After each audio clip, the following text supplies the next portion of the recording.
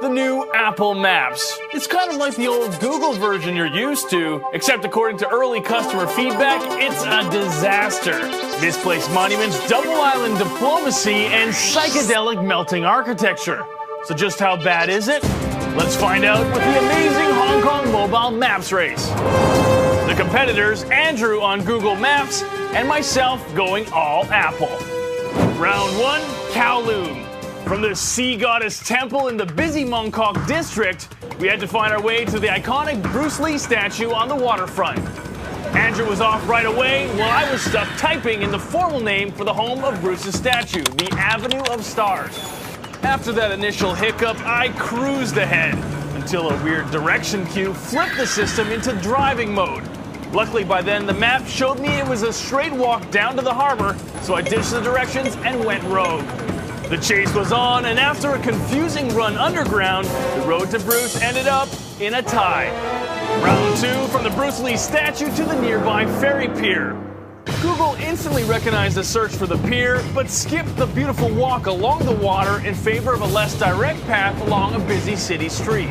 Apple Maps actually selected the same route, but only after I Googled the ferry pier's street address and manually typed it in. Though we both ended up on the same ferry to central Hong Kong, Google's better search term vocabulary helped Andrew get there first. Round 3. After crossing the harbor, our next target was to find a nearby shop serving egg tarts, the Hong Kong dessert of choice. Google offered up a helpful list of bakeries, while Apple had no idea what I was after. We settled on Google's suggestion of Lok Yu, a classic Hong Kong tea shop. I took a 30-second penalty for having to enter the address manually. Both maps were thrown off by city construction, claiming we were literally walking on water in the harbor. Either picked the overhead pedestrian bridge, leaving us on street level with multiple dead ends.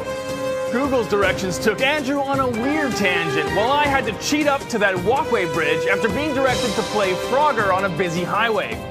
I ended up in the lead, though despite entering the exact address on Stanley Street, Apple insisted I go up one street higher to Wellington. I followed the map to its end, then I cut through an alley to the correct spot and waited for Andrew to finally show up. So I'm first then? Actually, sorry, you're second. In the end, for Hong Kong at least, walking directions for both platforms were spotty at best.